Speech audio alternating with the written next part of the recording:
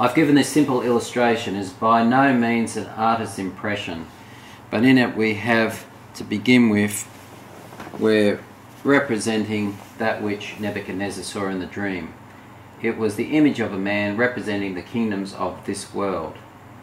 And in the end, we have him who, in the beginning it started with Babylon, and it become more structured and complete as we come down to our time. Our time is in the time of the 10 toes. And what we have is he, Lucifer, would sit in the place of God as the king of the north. He is called in Daniel chapter 11 the king of the north. He comes as a man, but he is not a man at all. You see, Christ was literally the Son of God and the Son of Man. He had both those attributes. Lucifer had none of those.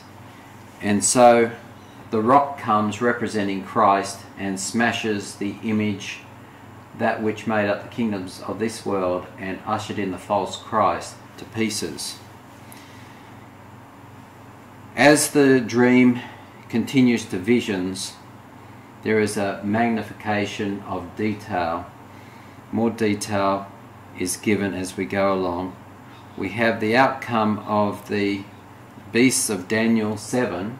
I haven't pictured it here, but it was the lion, the bear, the leopard, the 10-horned nondescript beast, which smashed everything to pieces. And then out of this we had the little horn power, and judgment was set against it because it was presenting itself as the attributes of Christ. So judgment is set about for all those who take on the name of Christ. It's the smallest kingdom of the world, with a mouth speaking great words against the Most High. So it's easily identified, and this is not the only identifying mark. Elsewhere I've put in many identifying marks. And then we have, as in Daniel 7, when we come to Revelation 13, we have this amalgamated beast that comes up out of the sea representing the nations. And this is the Church of Rome, and it has all those attributes of those beasts which come before it, which was, as we said, Babylon, Medo-Persia, Greece, the leopard or the body of the beast given in Revelation 13, and then of course making up Rome itself, becoming the Church of Rome. So here we have it, one of 7 heads. Head 1, Babylon, mouth of a lion. Look at Revelation 13 if you're not quite sure what I'm speaking about here. So this is predicting the kingdoms as they would come. Medo-Persia, the paw of a bear. Greece, the body of a leopard, Greek philosophy. And Rome, we have that 10-horned beast. So remembering, just going back to Greece, because we're coming to the Church of Rome, that the different divisions of the Church of Rome, such as the Jesuits followed to a good extent Aristotle, and others followed Plato, etc. That's what we mean by the body of the beast. This is not Christian, but mixing Christian and pagan ideas. And then we had, as we said, the Church of Rome imbues paganism and gives it a Christian name. And we have apostate Protestantism, the USA, taking on the ideas of Romanism, changing from what the Reform leaders had spoken against, and accepting the ideas of Romanism, and becoming a persecuting power. This is the time in which we live. It is not right now, but it's right ahead of us. We are at that very precipice. And then we have a Vatican-led Europe, with the woman riding the beast, the woman representing the church. The woman rides this beast, so it is in full control.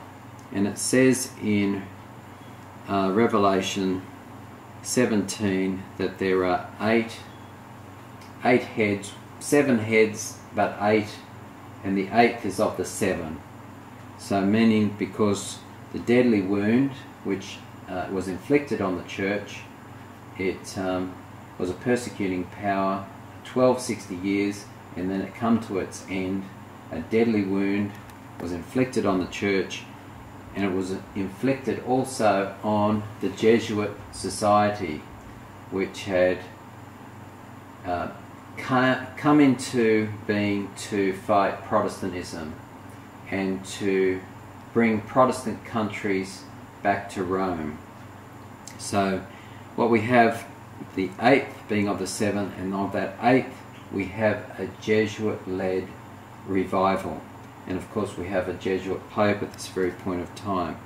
So we have here, as spoken of in Daniel chapter 11, we have the daily, or the continuance of desolation, meaning that which daily continued, using the root word from the Hebrew, that which continued as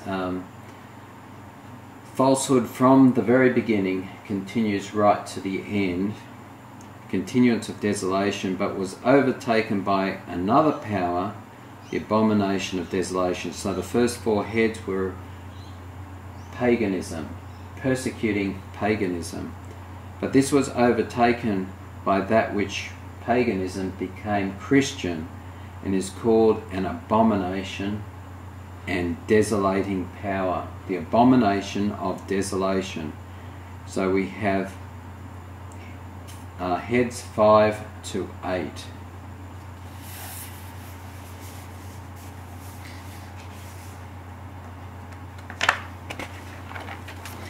Now in Revelation 16 we have 3 powers mentioned. As the plagues are falling, the judgment of God upon this world, we have the dragon with its 7 heads, red dragon.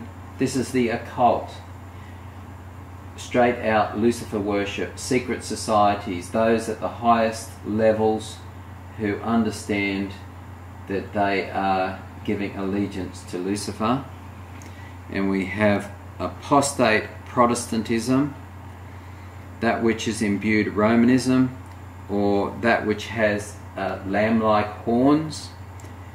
And then we also have that beast which we just spoke about in detail, that beast which come up out of the sea and had the paw of a bear, mouth of a lion, body of a leopard, 10 horns. So this Roman power, this apostate Protestant power, and this power of the occult, ushering in the false Christ, Lucifer, the king of the north,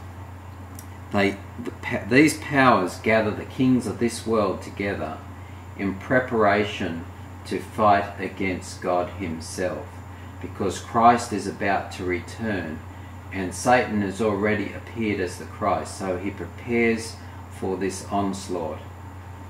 So you have this description of frogs as evil spirits coming out of the mouth of the dragon, the false prophet, and the beast.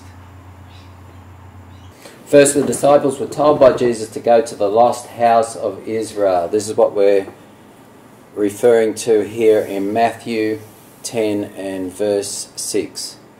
He said, go and preach, talking of his disciples, go and preach, the kingdom of heaven is at hand.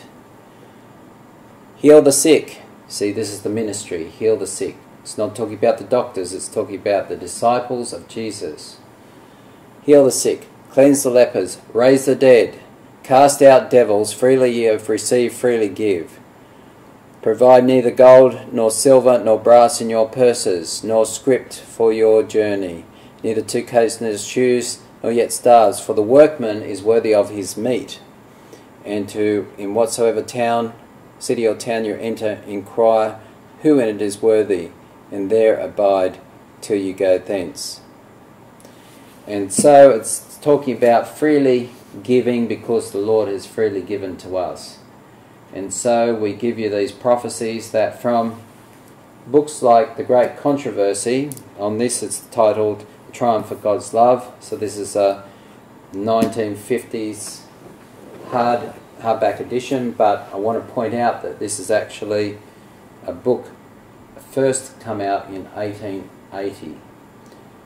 Looking at the chapters, America and Prophecy, talking about prophetic events in detail in a country that was free, but looking into the prophecies, and ahead of time, over 100 years, a platform was laid by that which would reach from that time right till the very end when Jesus would come, given in detail. And historians also laying down a platform, such as A.T. Jones, great detail, great knowledge, and without computers or anything that we have in this day, laying a platform, these founding commandment-keeping people that kept the Sabbath, laying down a platform by which we can be guided. So it's not to say that, hey, we just come up with an idea of our own devisings, of what we thought fits in with these current events. They've been spoken of long before the time. And so, if you want a good book, Great Controversy is a very good book to get hold of.